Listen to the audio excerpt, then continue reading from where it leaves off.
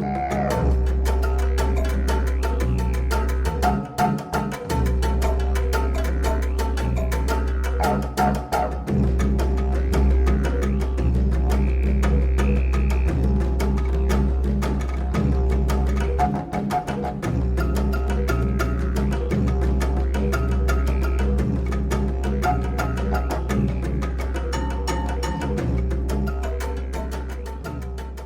everyone. Welcome to the Outback Packers podcast, the podcast where two mates from all the way across the world have a yarn talking Packers football and the green and gold. I'm Nick Gregory, joined by my co-host Iowa Joe, as always. Today, welcoming on the wonderful writer for Dairyland Express and the Packers Wire, Paul Bretl. Paul, it's lovely to have you on. Again, you're just one of these guys I always see posting things and writing things, and I always read your stuff and kind of, I'm always in the loop with what's going on, and it's really, really nice to finally meet you and, get to talk to you in real life. Yeah, absolutely. I appreciate the kind words and thank you guys for having me. I'm excited to talk about training camp here today. It's a different vibe around the team, but there's excitement that comes around with that as well. Mm-hmm. Yeah, and it's had me perked up. My phone right now is almost dead because I spent most of the day scrolling through reading all the training camp updates and all that stuff. So it used to be that I would be up there at this time, but I haven't done that in a bit. So yeah, it's fun, and it's great to have you on, Paul, because I know you're right there amongst everything. So you've got a bird's eye view on all of it. And I did scroll through your one of your articles earlier, so I'm excited to get to talking about that too. Yeah, absolutely. This is obviously I love anytime there's Packers football, but I do really enjoy the training camp preseason part of it as well. Just really diving into the entire roster and just so much potential and opportunity at this time of the year. For sure. Awesome. So going into training camp, obviously, we're not reading too much into what's happening, but, there is still things that we can learn, things that we can see quite clearly. What are some kind of just general takeaways that you guys have just from what you've seen? Can start on the offensive side of the ball. Obviously, there's a ton of inexperience, at receiver, at tight end, but I think what's exciting about that group is the speed and versatility that they have and just the potential that comes with that. Obviously speed, can lead to big playability, but specifically the versatility, the tight end unit can play, Luke Musgrave, we're going to see him in line, in the slot, out wide even, Robert Tonyan, 20% of his snaps came out wide last season. Luke Musgrave's absolutely going to see some snaps there. Just about all the receivers, they can play from the slot, they can play from the boundary. And when you have that ability, that mixture of players, what it does is we hear Matt LaFleur often talk about the illusion of complexity, keeping defenses guessing, keeping them off balance, because it's going to allow the Packers to run a variety of plays from just a few personnel packages. And that creates mismatches with the defense, especially when you're utilizing motion. I think it was Tuesday's practice, that video of the love throw to Christian Watson, just that 60-yarder downfield. In part, that play was set up initially because of motion. They moved Watson across the formation. He found a favorable matchup going up against Innis Gaines. And yeah, that's one that Watson should win most or all of the time. And so that's a little glimpse into what we can expect from this unit.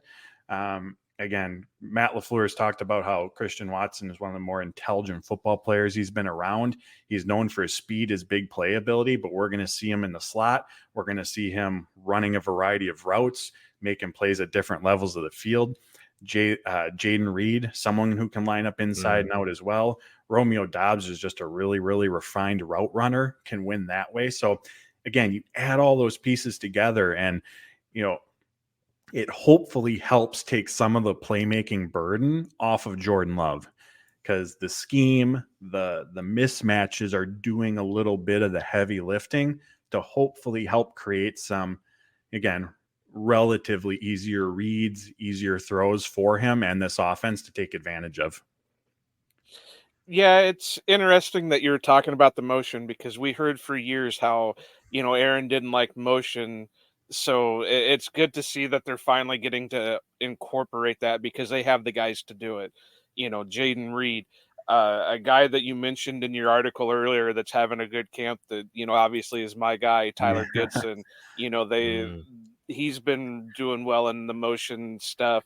I think some guys have been, or some of the people on Twitter have maybe thought he could be the Tyler Irvin role that we had a few years ago.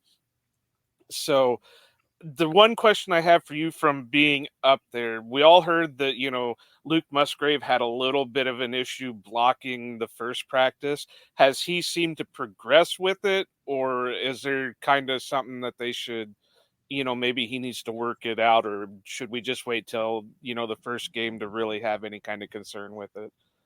Yeah, I think it's going to be and something we're just going to continue to keep our eyes on. It's going to be ever evolving. I don't think it's going to go from, obviously we hope to see progression, but I don't think it's going to be something that he's navigating the entire season. Matt LaFleur, and we all know talked about the jump from college to the NFL for tight ends.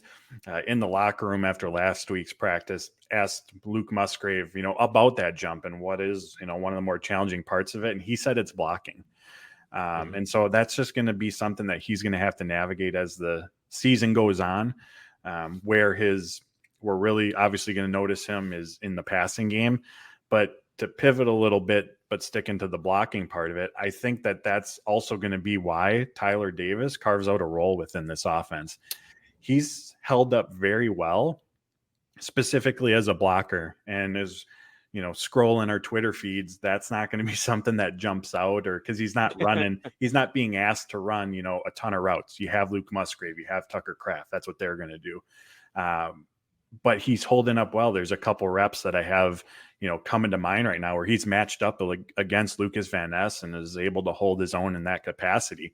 So when you have such a young tight end room where, again, there's a transition, especially with the blocking aspect of it, and you have Tyler Davis, who, if he can continue to perform at the level that he has so far in that blocking capacity, he's absolutely going to carve out a role within this offense, especially with just how important that element is to making everything else work. Yeah, wow, that's a good answer. Something I think is I think that is like really promising to see, is like just the kind of like you mentioned at the start there, it's like the abundance of weapons that Matt LaFleur has to work with now. It really felt like at some points last season, and especially with injuries, that there was just really no one to kind of execute what he wanted to. I mean, we were running end arounds with Alan Lazard, and now we have, Tyler Goodson, Jaden Reed, Christian Watson, maybe even try and get Wicks in there occasionally. Like, there's just so much more to work with, so much more explosiveness. And yeah, to touch on the blocking thing as well, I think, Musgrave is a guy who has all those physical tools. I think, the dream projection is something like Travis Kelce, where he's like blocking isn't his strength, but he can do it. And like, for me, it comes down to like, if Matt LaFleur could get Robert Tonyan and Jimmy Graham to become serviceable blockers, with a guy who's young and probably a bit more willing to block, like Musgrave, I have full faith that he'll be fine. Yeah, after the draft, Brian Gutekunst said, in regards to Musgrave, they view him as being, an all-around tight end. It's going to take some time to get to that capacity. And when you have that ability within the offense, and he said the same thing about Tucker Kraft too, bringing that ability, it just adds so much unpredictability to the offense. Because if we look at last year's tight end room, while Mercedes Lewis was heck of a blocker, super reliable in that capacity, Robert Tonyan, super reliable as a pass catcher. When they were on the field, you kind of had an idea of what their roles were going to be. Not that Big Dog didn't, run some routes, not that Tonyan wasn't asked to block, but you kind of knew, all right, he's doing this, he's doing that. If you can get that all-encompassing tight end who can hold up as a run blocker, impact the passing game in terms of being the defense pre-snap, again, plays into that illusion of complexity. As the play caller, Matt LaFleur can do a lot more in terms of what he's asking these guys to do, keeps defenses off balance, adds, again, that unpredictability that I mentioned. And again, hopefully takes some of that playmaking burden, off of the quarterback position.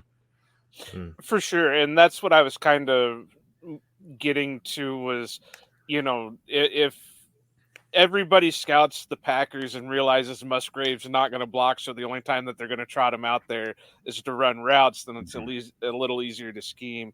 So, if we can see his progression go to be even serviceable, I'm not saying he's to go out there and be a big dog, right? There's no doubt about it. There's only one big dog, and, if they wanted him, they were going to keep him.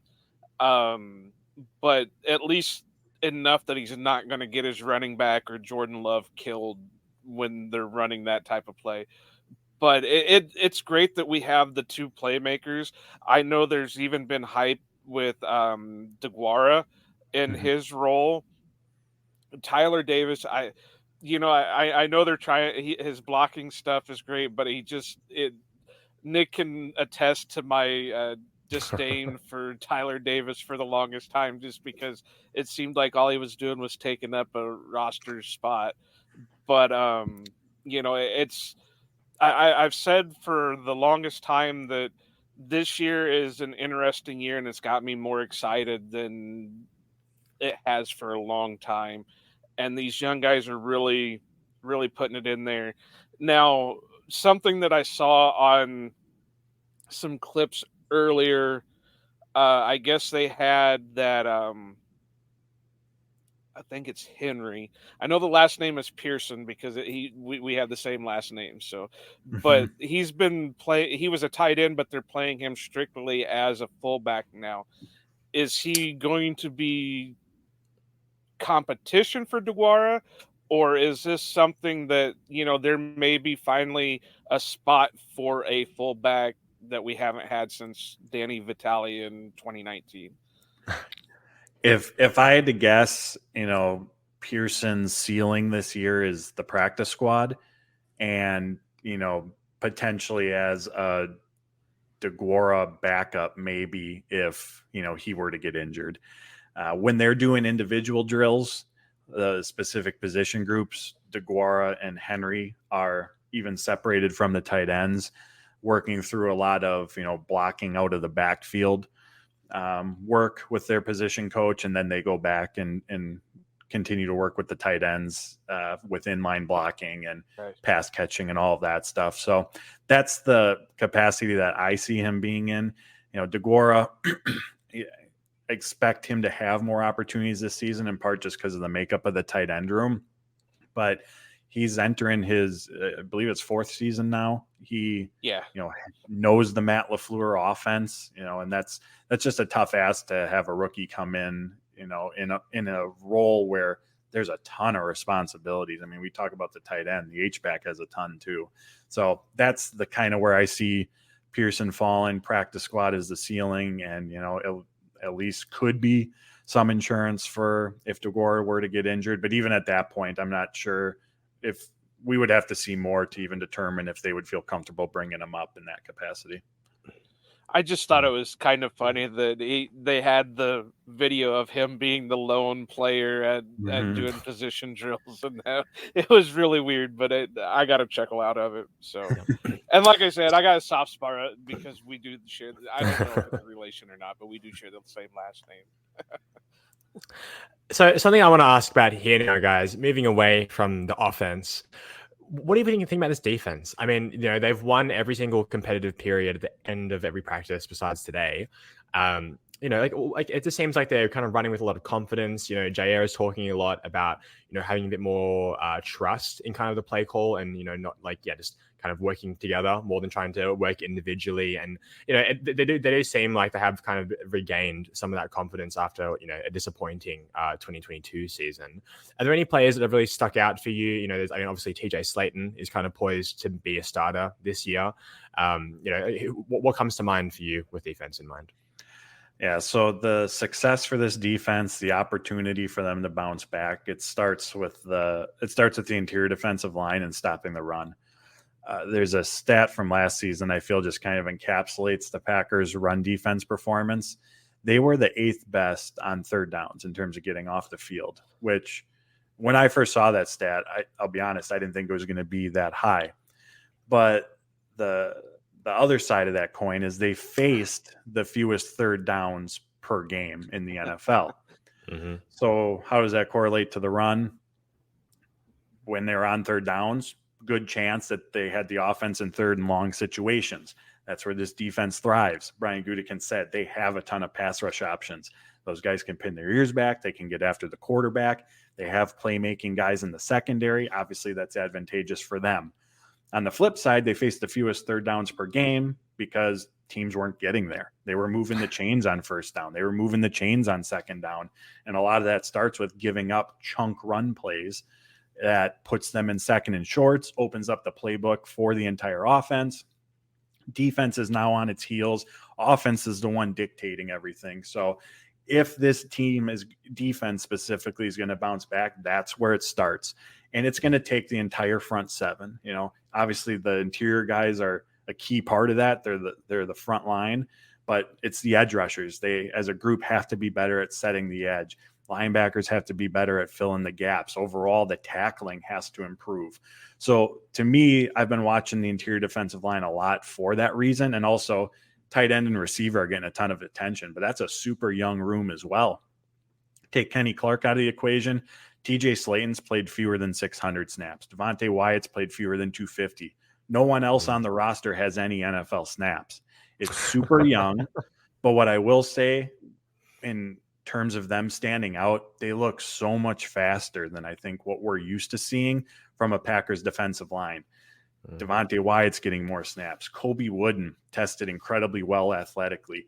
Carl Brooks, someone else who brings some of that, burst to the interior defensive line, whether it's, getting push and penetrating into the backfield, flowing sideline to sideline when the ball carriers move in that direction. This group just looks so much faster.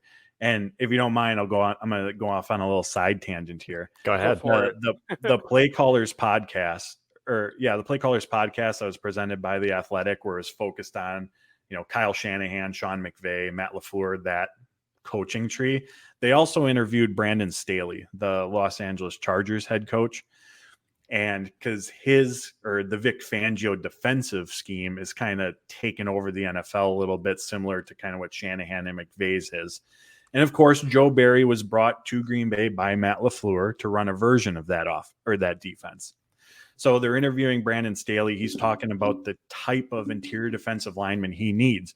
And two of the things that he mentioned were versatility, which this group very much has. Wooden, Brooks, both played up and down the line in college. Obviously, we know Kenny Clark can do that as well. And then speed.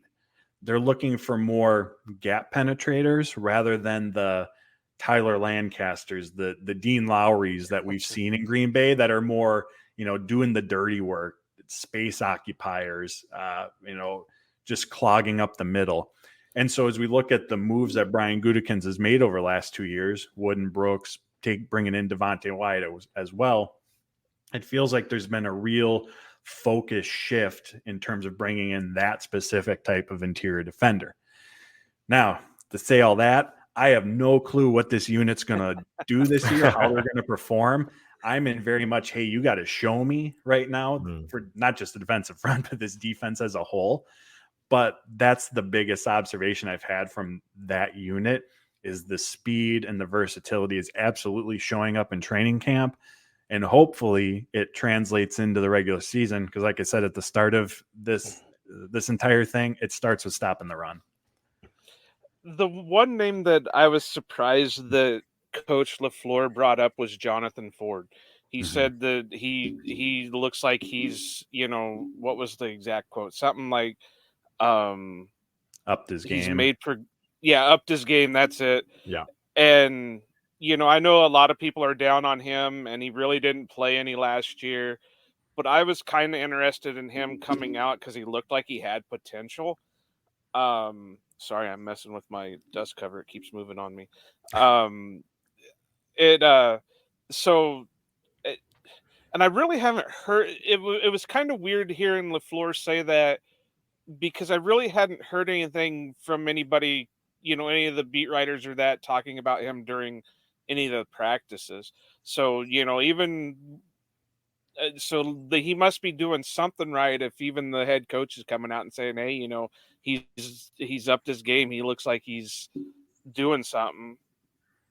Yeah, and I think a part of that too is it was unprompted. It's not like he was specifically asked about Jonathan Ford and gave that answer. LaFleur was actually asked about the center position and Josh Myers, and then just took it in a completely different direction and started talking about the interior defensive line and how they've played well at the start of training camp here. And Ford has been with a lot of times the second unit, the uh, Wyatt, Slayton, Clark. They're the big three that they're going to lean on. Kobe Wooden's the fourth guy in the rotation. Ford's playing for the sixth spot on this team. And also, he's 6'5", he's 338. Like, his role on this team is going to be as a run defender. And at times, those guys just, that role and what you're asked to do, that just always isn't going to leap out off of the screen or the stat sheet, whatever you're looking at. So I think all that's playing into why we haven't heard as much about him up to this point, but his path to the roster is clear. Like, it is as the secondary nose tackle option to TJ Slayton. And again, I'm going to reference that Brian Gutekunst quote from earlier. They have guys who can get after the quarterback. They have plenty of those, but who can be those guys to step up against the run? Obviously, it's Slayton. Clark is going to be relied on because he's Kenny Clark and he's just that good, but Clark can't play 100% of the run snaps and 100% of the pass rush snaps. So if you want him on the field for run defense, he's not on the field for pass rush and vice versa. These other guys need to step up. And for Ford, that's going to be his path to his team. If he can prove to be someone who, again, he's not going to be a high usage guy, but if he can, give you 10, 12 quality snaps a game as a run defender, that's going to be how he can earn a spot as the sixth interior defensive lineman on this roster. To kind of stick with the defense, and maybe you can give an answer and maybe you can't, but I saw that Razul got a little heated today. Do we know what that was over, or is that still kind of a team secret? He was just very enthused about the team drill. I don't think that there was anything taking place. He was just out there bringing the energy, bringing the juice, and okay. I think that's that's exciting to see this time of the year from it's amazing. I know the way they were putting it, he was kind of saying some things that maybe he shouldn't have been saying, to the point where it got Tucker Kraft to quote Step Brothers. So, and I know Matt Schneidman kind of, I don't know if you want to call it clickbaity or not, but he said, I'll try to get an answer from Razul, but I'm not going to say what he said on Twitter. But if he'll say it to me in the locker room, I'll put the quote out there.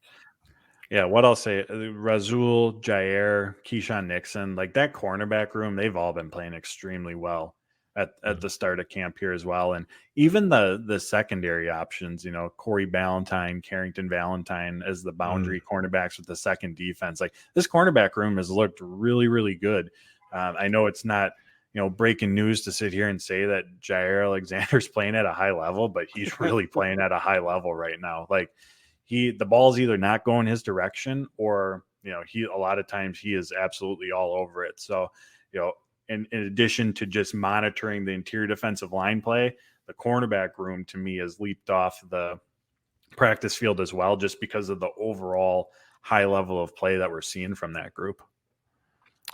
Something I kind of want to ask about here, because it seems like it's a real gray area, is what's happening with their safety room. We've kind of seen Jonathan Owens almost in a starter role. Anthony Johnson, of course, is getting some snaps in there. We're seeing like Ennis Gaines playing more as well. Like, what are you seeing like coming from that area of the backfield there? Like, do you has two siders really like kind of defined themselves yet, or is it still pretty open? Yeah, it feels like they're, in terms of who is going to make the team, it feels like there's been a separation in that regard, and I'll touch on that more in a second. In terms of who's the starting, who's the second unit, it felt like we were kind of seeing that defined as well, but that was thrown off a bit recently. So for going back to OTAs, it's been Darnell Savage and Rudy Ford as the starters. And I don't think that's terribly surprising to anyone.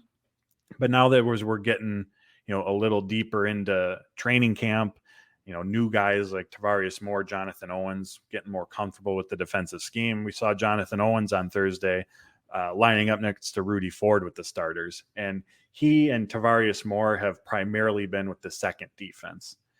And then there's Dallin Levitt, who's a core special teams player. He spent his entire career under Rich Bisaccia, either in Green Bay or in Las Vegas. And there's at least one instance, I think there may be even two last season I can think of, where Aaron Rodgers specifically mentioned Levitt in terms of just his locker room presence, the leadership aspect that he brings. And with a young team, I mean, I think that can be important to have. So I'm just having a hard time envisioning a Packers 53 without Levitt. So right there, everyone that I just mentioned is already 5 safeties. I looked this up. The last time they kept 6 safeties was 2016. So it's not exactly something that I'm banking on at this point. Not to say that it can't happen, but very uncommon as well.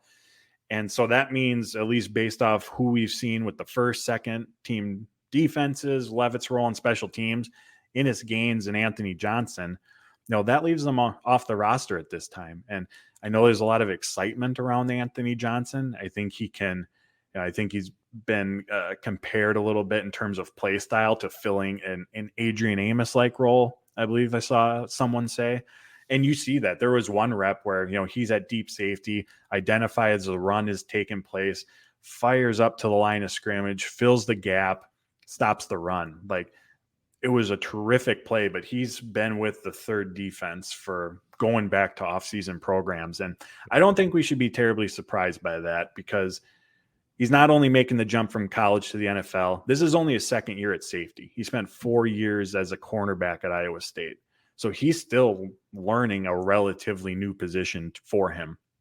Now, when it comes to Ennis Gaines, I don't know what his path to the roster looks like. We just talked about the cornerback room that's playing really well and is crowded.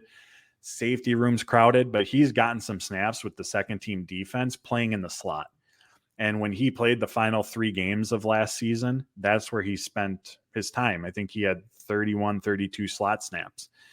And so as we look at the Packers cornerback room and how it's constructed, Keyshawn Nixon's the slot guy right now, but who else within that room is like a true slot cornerback?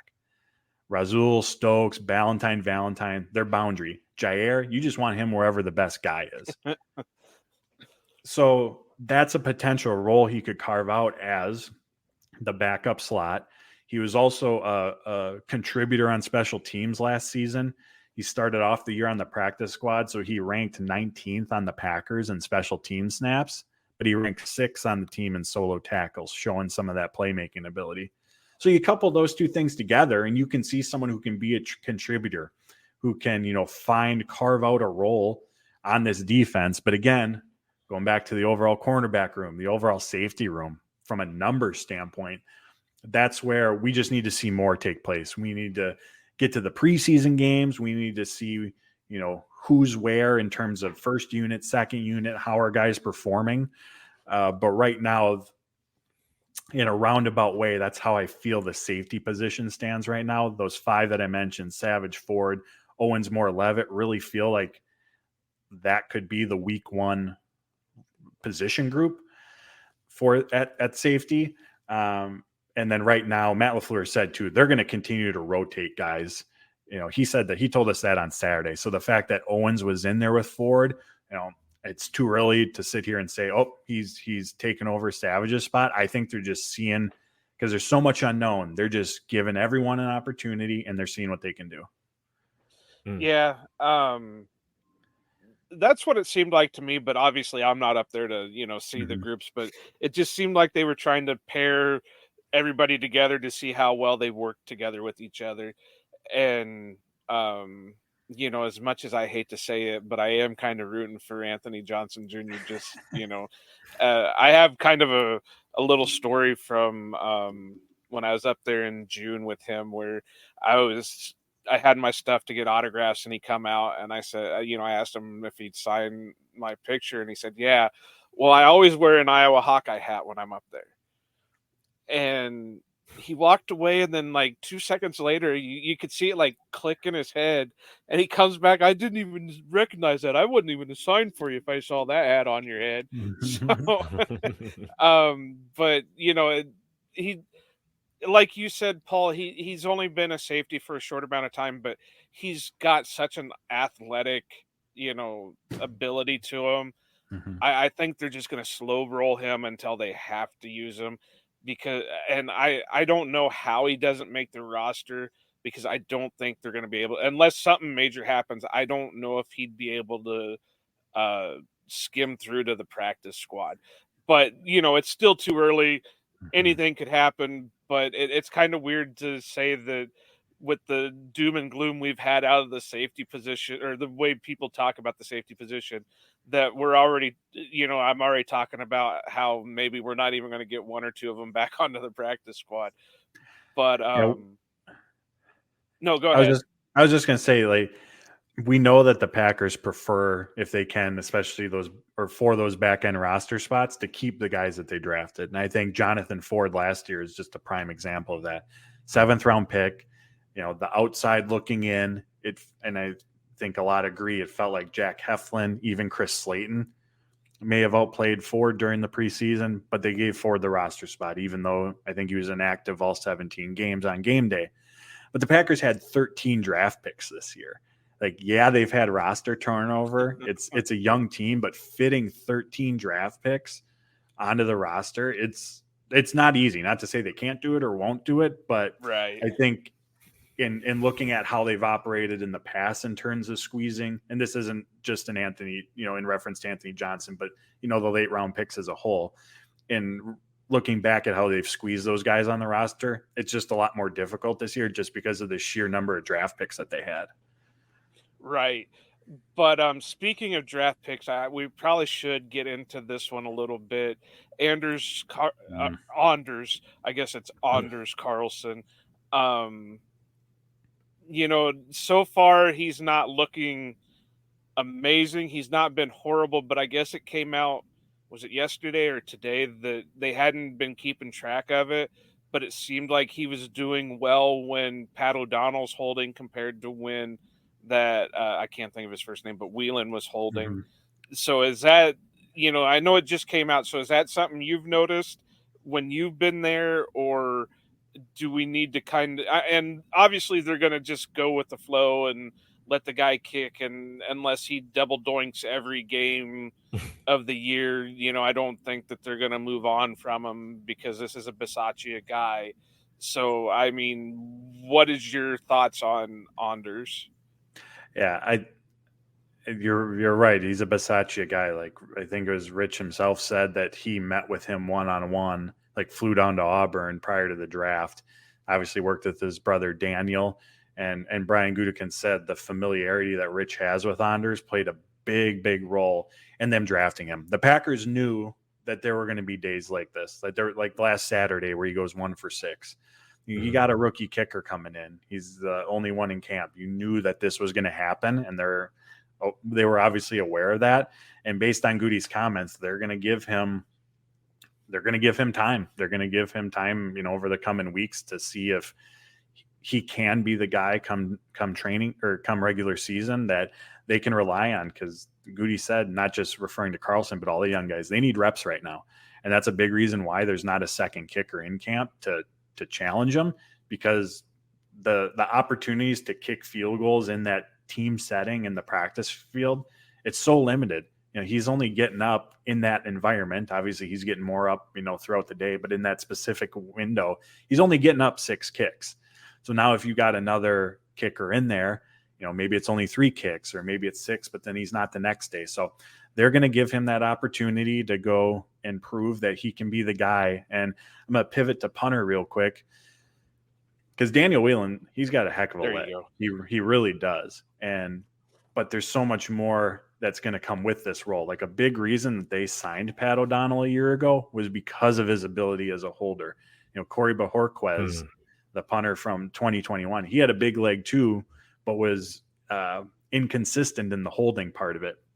So now you got a rookie kicker, you got a rookie punter, like that may not end well. And so I think that's something we just have to keep in mind too, rather than looking at, Whelan's bombing the ball 55 yards, his hang time's 4.6 seconds. Like, that's great. But how is he doing in that capacity? Because chances are this is a Packers offense, at least early on, as they try to figure things out, situationally in the red zone, on third downs, may struggle.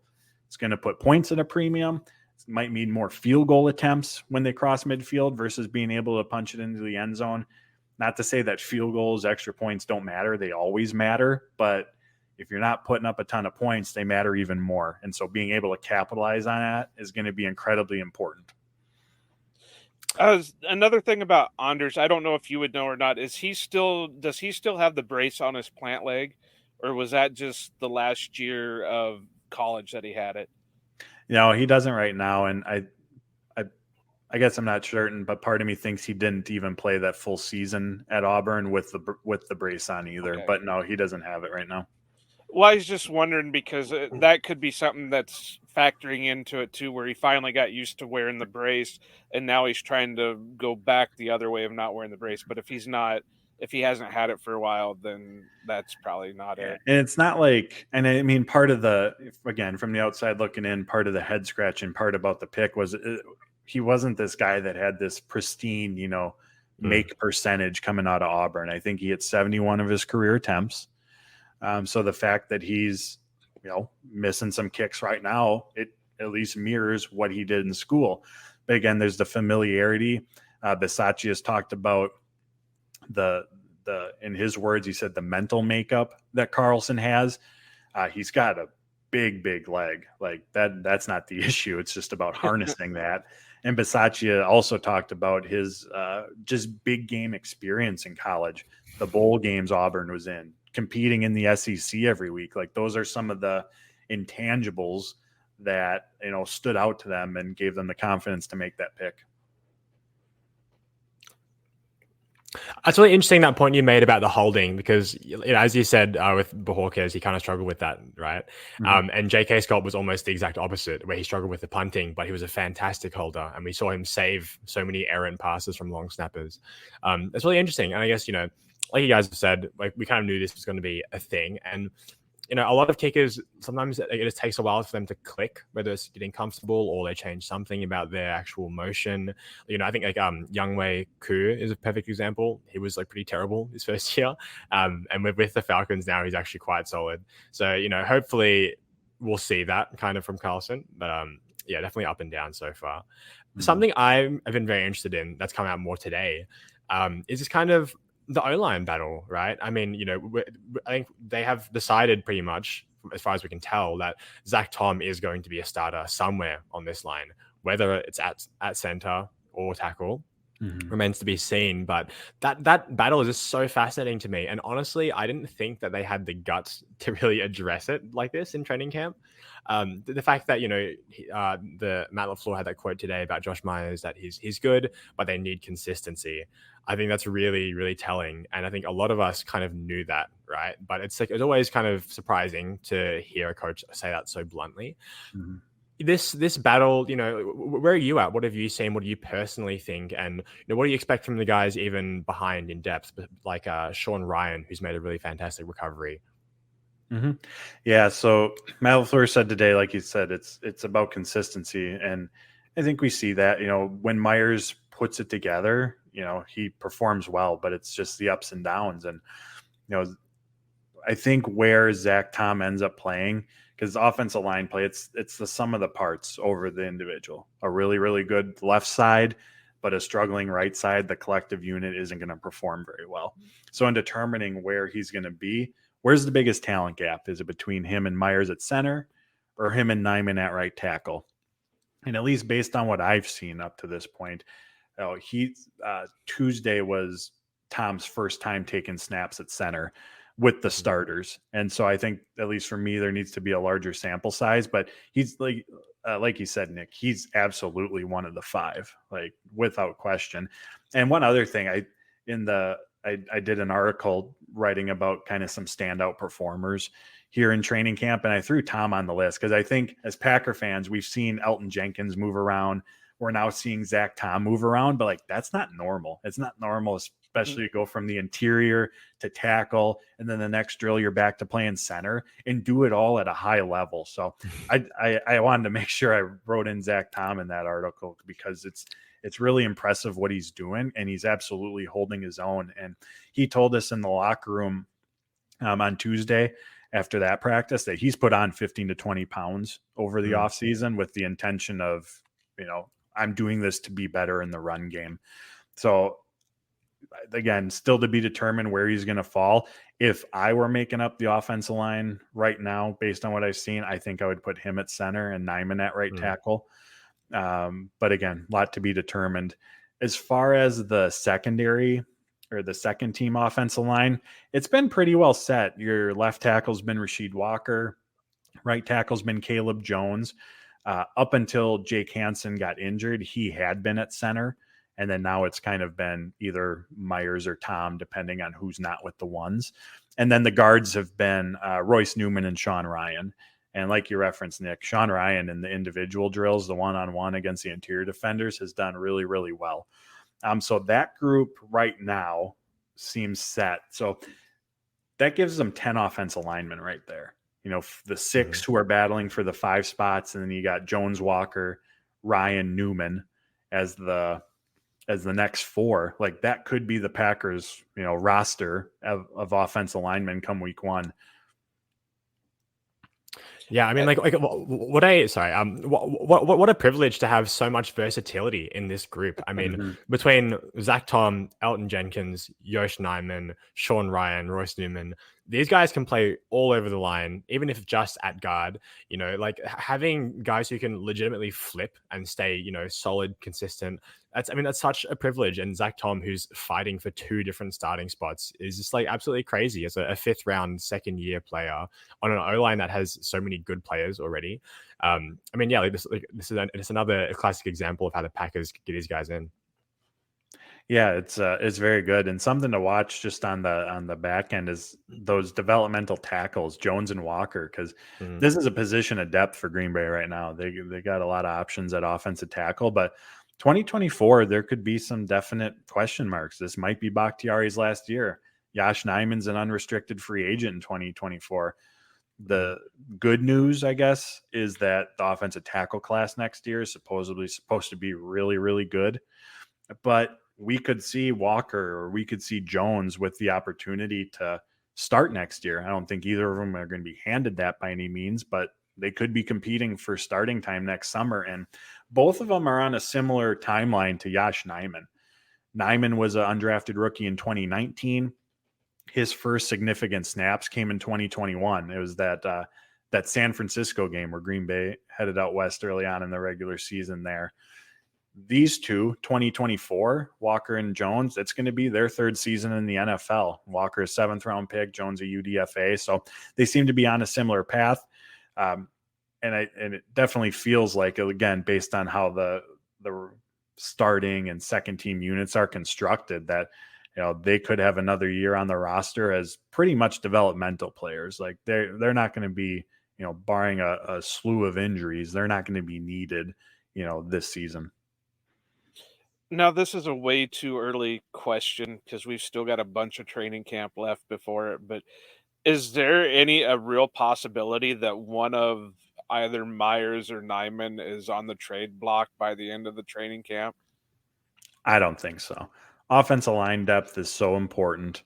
And we know the Packers really, really value it. So even if you have one of those guys coming off the bench, for example, as a backup, I think that the Packers would rather have that than whatever draft pick they could get in return. Because just like the defensive line and stopping the run is success for the defense, offensive line is the key to success for the offense. If Love doesn't have time, it's not going to end well. If the run game isn't consistent and they're facing 2nd and longs, 3rd and longs, it's not going to end well. So I just don't see the Packers going that route. Well, kind of speaking of Love, it's been kind of controversial, so to say, between the personalities on Twitter. You've got one side saying that he's looking tremendous throughout, and then you've at least one specifically saying that he's had one good practice and then one all right practice and then a bunch of practices. So what are we looking at? Are just some of these guys buying into Love already? Or is he actually, I mean, we see the clips and all that and we see the good throws, but is he really looking like he's ready to take on QB1 role? Yeah, he still definitely needs to be more consistent. Like that day the Christian Watson clip was out there, and even that pass to Jaden Reed that he didn't catch, but was just a beautifully placed ball. Like that same day, he bounced one off of Quay Walker's chest that he wasn't able to come down with. So consistency is absolutely needed. But I think, if you're looking for encouragement, those passes that I just referenced, there was another one where Samori Toure ran a quick out and then an up. And they had been running, the receivers had been running outs all day. And so Rasul Douglas saw the out, got super aggressive, and then Toure turns upfield. So he gets a step on Douglas. And Love is about 30 yards downfield. Just drop the ball in there perfectly. If it's too far left, Toure drifts out of bounds. If it's too far right, Savage is coming over, has a chance to break it up. So we see those, wow throws. And I think that shows the ceiling, the potential that's out there for him. When you have a quarterback who can throw guys open, like those plays there, I mean, that can take the offense to a whole nother level versus the pass catchers having to create that separation or the scheme having to create that separation. So again, a lot more consistency is needed, but that shows the potential, the ceiling that's out there for him in that regard. And one other thing I'll add is Matt LaFleur has talked about with Love, it's about the process. That's what they're concerned about right now, more so than the results. And if the process is done consistently and it's done correctly, the results will follow. So what does he mean by that? Getting in and out of the huddle quickly, good base in the pocket, throwing with timing, throwing in rhythm, good mechanics that lead to accurate passes, going through his progressions, good footwork. And I do think that we are seeing more of those parts of the game become a bit more consistent for him, which again should lead to more results for him, on the practice field. And one other thing I'll add is, there have been some drops by these receivers too. So when we see his, numbers at the end of the day that are posted on Twitter, this is a young receiver group. There are drops as well that, don't always tell the whole story either. Yeah, I think just like you're seeing the kind of progression out of Love, and like obviously there's going to be consistencies. He's just stepping into this role, Mm-hmm. but like what we've seen so far, I guess it's kind of a little bit par for the course and a little bit of a taste of what potential kind of is there, right? And I guess that's one of the really hard things about Packers camp specifically, is that there really isn't much to like for us to see. Someone like me who's in a different country, or guys who aren't actually there at the practices, there's not much for us to see, so it can be really hard to judge. I think it's kind of interesting as well. Like, it seems like some of the receivers are having trouble with this like catching in general as well, which maybe is part of it. But I think it's still so early to really determine anything about Love. But I mean, yeah, like, what a fascinating situation for us to be able to tune into. Yeah, there's been, his performance so far, like just overall 30,000 foot view, like I'm not terribly surprised. Like he's had some really impressive throws. We know he has the arm talent. Like that was one of his strengths coming out of the draft. He's had some interceptions or near interceptions. Like he's a first time starting quarterback. That's going to happen. But what he and the offense are really doing is taking advantage when they do have sustained success. They're doing really well at taking advantage of the middle of the field. And I think that's one element in this offense we're going to see a lot more of. We know Aaron Rodgers preferred the boundaries, but the Shanahan offense, or the Fleur offense, you get the guys in space over the middle, yak potential, big play potential with that. So the offense has done a good job of taking advantage there. Yeah, absolutely. It's all about, in the system, it's all about, putting the linebackers and the safeties in difficult spots, right? Awesome. That's really cool to hear. So before we finish up here, Paul, is there anything of your own that you want to kind of just talk about, any articles you've written or just like stuff in general you'd like to just talk about here?